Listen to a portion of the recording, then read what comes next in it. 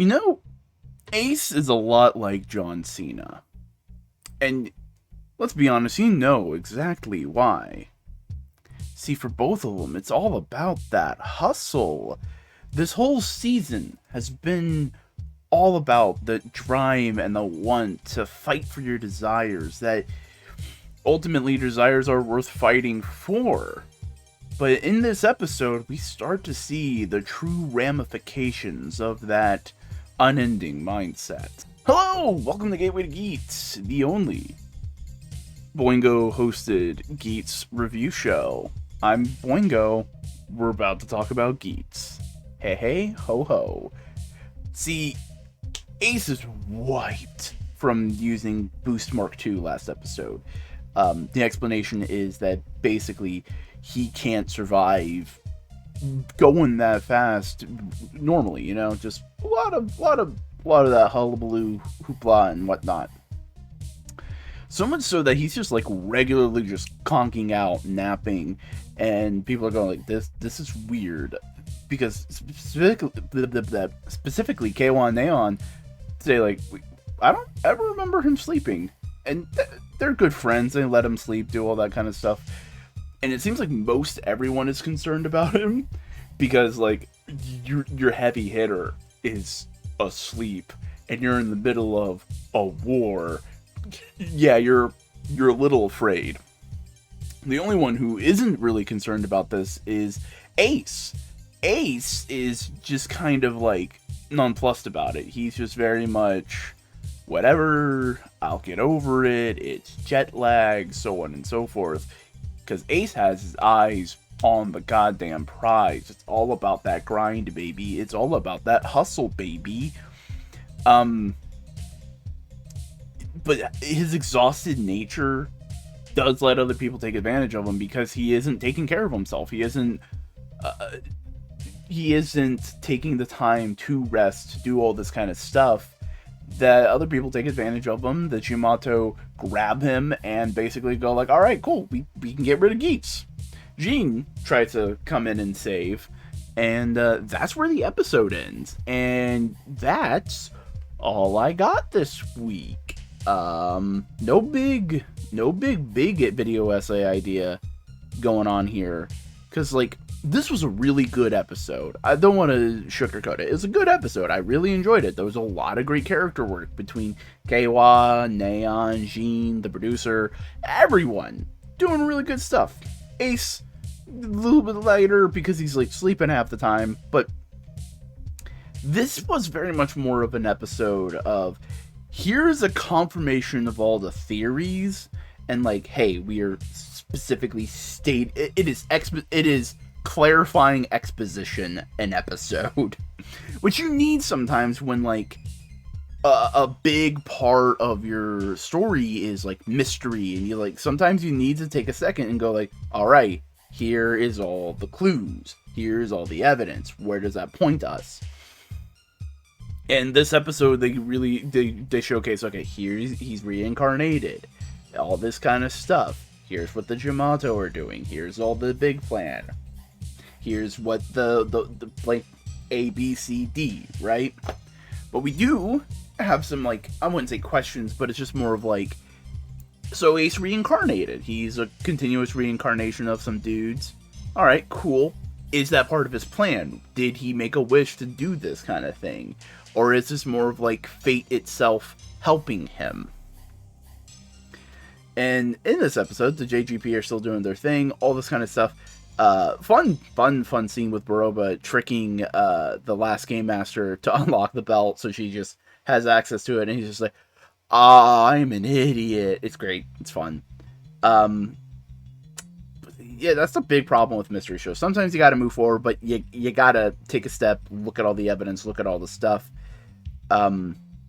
Just kind of figure out where you are, where you're standing. You gotta look at the map, do all that kind of stuff. Though Ace finally having consequences for his reckless ass is great. Of him just finally going like, oh, I am fallible. Oh no. And I also absolutely adore how the Trick Stars are just like this little shala little unit. Like, they're going out to eat lunch every day. They're like all hanging out, and I personally believe Neon and Ace looked at K1 and was like, "My dude, we need to up your drip level because K1 this episode." Like, and hey, Neon and Ace are basically celebrities. They are rich people, and they're probably looking at K1 like his poor ass wearing shirts from like the dollar store, just going like, "Okay, kid, guy, friend, we love you. But if you're hanging out with us, you have to have at least this much fashion." Okay, whatever. I think it's funny. I think that would be a funny, cute idea. Fan fiction authors, fan artists, get on it. I command you. With cha, it's a whip. Not really. I can't do anything to you. But yeah, no, good episode. A little bit of confirmation, a lot of different little things. I have a feeling we're going to have a lot more to talk about next time. But hey, this time, it's time for comments. First things first, from the ever-lovely Fish Pop, Boost Mark II is freaking awesome. The buckle definitely gave an add-on. The buckle is definitely going to have an add-on. Mark III, question mark.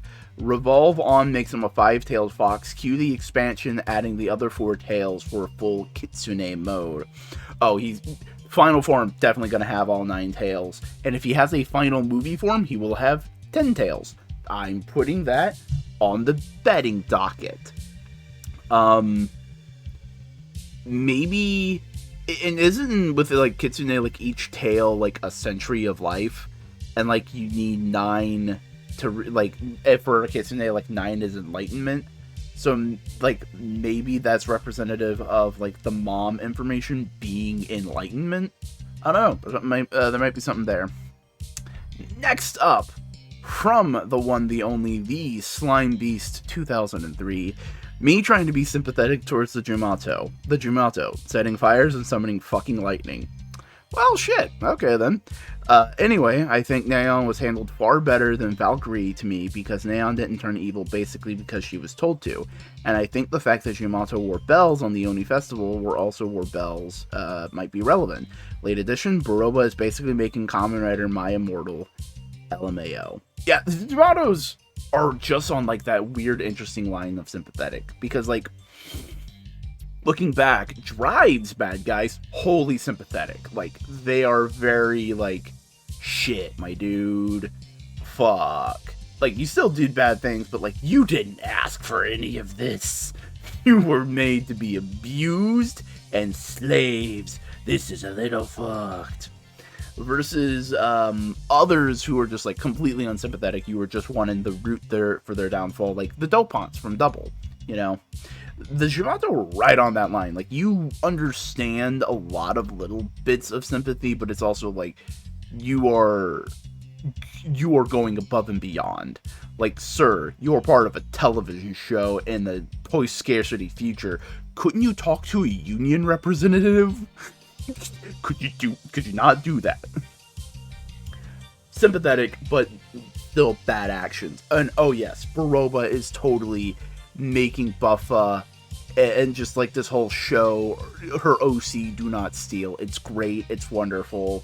And I love how when we first saw Baroba, it's like, oh, she's a little gremlin. And the more we see her, it's just like definitively, oh, she's a little gremlin. It's great. It's great.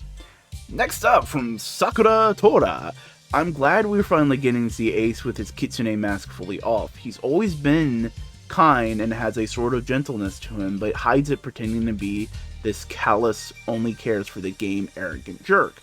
With kids, he doesn't hide that part of himself. Even way back in episode 2, he paid for Jinpin's son's surgery. In the maze game, he pats Yoshika's head and talks to him on his level. The red-haired girl, even though she's still his driver, his language and tone is gentle. And now, Shota, whose mother is in the hospital, he shows complete sympathy and again gets on his level. It took a while for him to show Keiwa that softer side of him, but with Neon, he's shown it since episode 4. Yeah, he claimed to get points if she turned, but then tells her to not give up and that she can be cured.